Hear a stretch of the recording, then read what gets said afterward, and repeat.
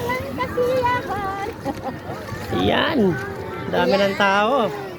Ayan guys, si Oren, hindi dahil makalakad sa dagat. Hawakan ko ka. Hirap na hirap maglakad. Yan mga kids guys. Pinabayaan lang guys. Siyempre, nag-swimming. Nandito yung mga nanay guys oh. Mamasyal kami sa dagat. Mamasyal sa bye-bye.